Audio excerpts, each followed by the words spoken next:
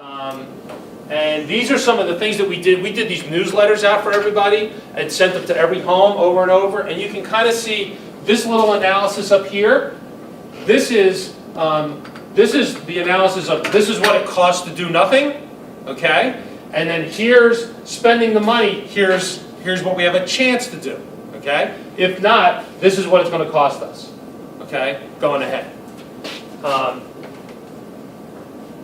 That's our pride. That's our checks, our pride grants that we gave money out to everybody. Okay, so in the neighborhoods, I talked a little bit about our problem were duplexes. So we did through redevelopment. We worked a lot of years trying to find some kind of mix that worked here. So what we did was we started a redevelopment program, a loan program with a local bank, where we underwrote, we guaranteed a loan to a property owner. We would guarantee the loan that helped them write down the interest rate sum. We agreed to make the interest payments for the first 2 years of the loan, and then the property owner had to promise that it would no longer be multifamily, it would go back to single family, and they had to remove the kitchen upstairs, take out those permanent installments that made it a multifamily.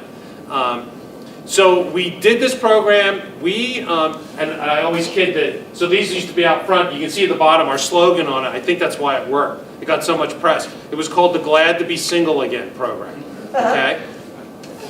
We converted 300 properties. Okay? 300 buildings went from 2 and 3 units to 1. Okay? It was huge. It was this is the biggest neighborhood redevelopment project that we've done, okay? Because we have literally touched every neighborhood in the town. There's more we're doing now with abandoned properties, which has had an equally great impact. And I don't know, okay, so this is the Zane School. This is the schoolhouse that I described with Kitchen Associates. So that's how it looked. It's just a lovely spot. This is some of the construction projects. New stairs coming in. That's what it looks like today. We did a little bump out in front of it. Did a fundraiser in town. We got a clock out in front of it. It's now a bit of a centerpiece. It was our first bump out crosswalk in town. We did another one I'll show you a little later that was tons of fun. There's that stairwell you saw getting carried in. Okay, here I'll get beyond some. Okay, so this is another, again, this is a redevelopment project. This was sitting, this was right behind our Borough Hall. Last place that was still selling drug paraphernalia to our kids on their walk to high school. Couldn't get the guy to stop. We moved and we purchased the building. We did a deal with Bobby Shea and converted it into a Bobby Shea's, where I joke with Bobby that, now he's selling crack-laced crab cakes for $25 a piece, but he's, but yeah, the old gas station is now this. And again, at the time when he put this in, he had his location at Cherry Hill, a location way up Route 130 in Burlington County. So he hit a market there by being in our location that hit like all the White Horse Pike towns, all the river towns down there, and it made us another destination. It was another reason why people would drive there to get those stinking crab cakes, okay? And then drive home. Well, now when they would drive in, they would go do something else, okay? They would go grab lunch. They would go do something else when they came into town. This is another old gas station that we acquired through a tax foreclosure.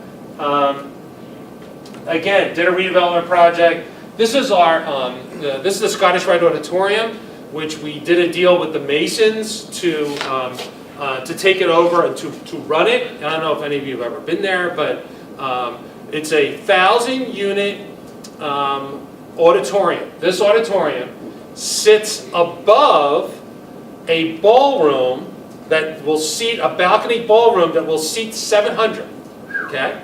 This was the men's club in the day, all right? One of the things when we took the whole place over was we had to put in ladies' rooms. There were none, okay? We had to convert a bunch of conference rooms, especially by the theater, into ladies' facilities.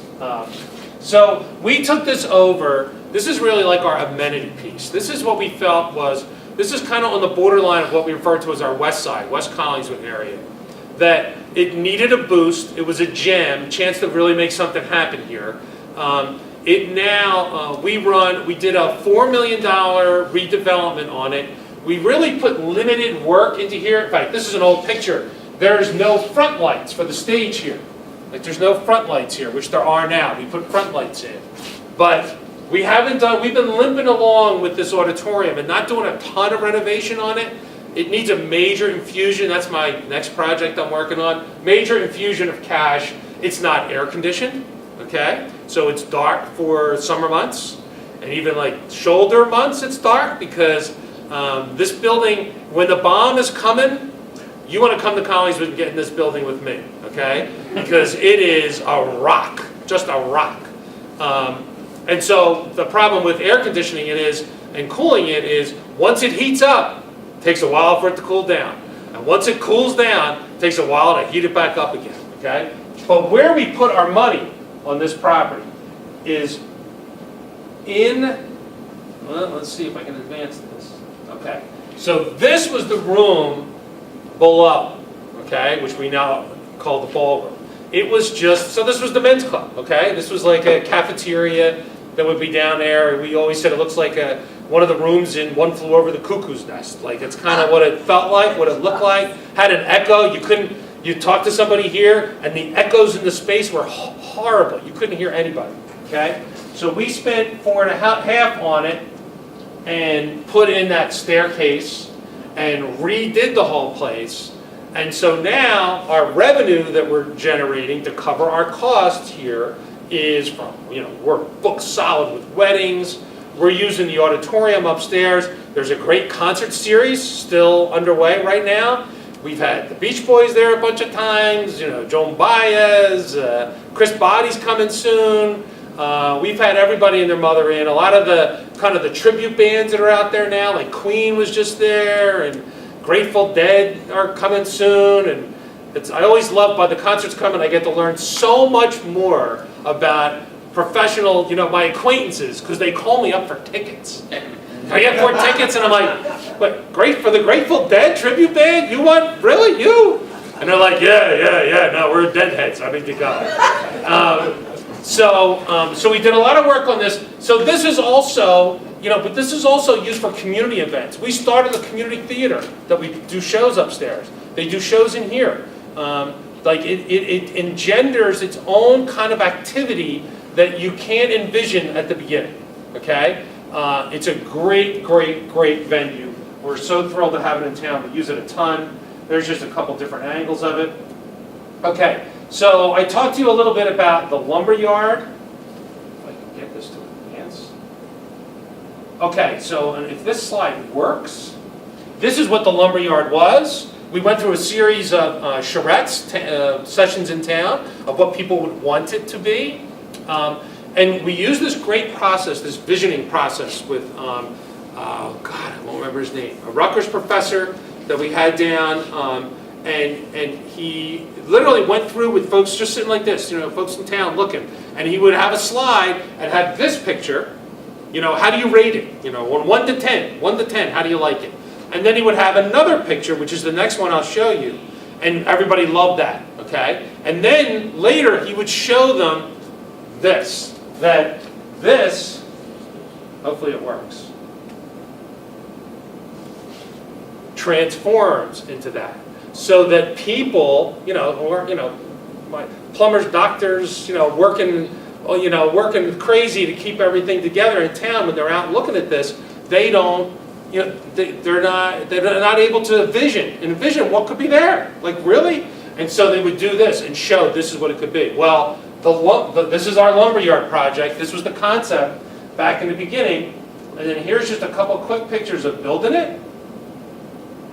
It has an underground garage. These are some of the units. And I wanted to show you, this is the outside. On the back part of it has brownstones, 2-story brownstones. There's rentals and condos that are that way. There's some of the nicest units, some rooftop decks. Again, and then what we did, that's the lumber yard, the apartment building that was just completed a couple years ago. See, these are the common areas. Again, this is all sitting right on Haddon Avenue. Okay, and then this is the other feature that we did, which is a traffic, to regulate traffic, slow traffic down, right?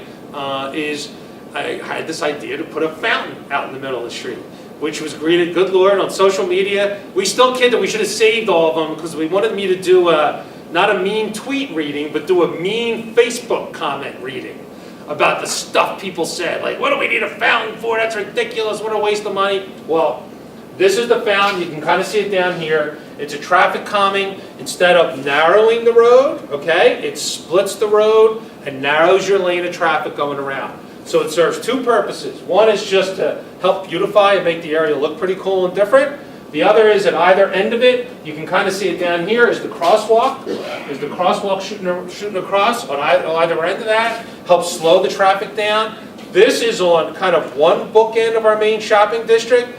The Zane School with that bump out is kind of at the other end, okay? So coming in either direction, it helps just slow people down for that traffic that's going on in between.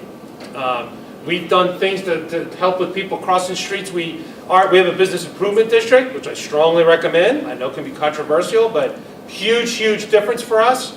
And we use that bid money to, one of many things we use it for is we hire our crossing guards in evenings in the summer, and they go out here on corners and they cross people when they're going to dinner and going wherever. They cross them at streets, just old school, little crossing guard for the adults, okay?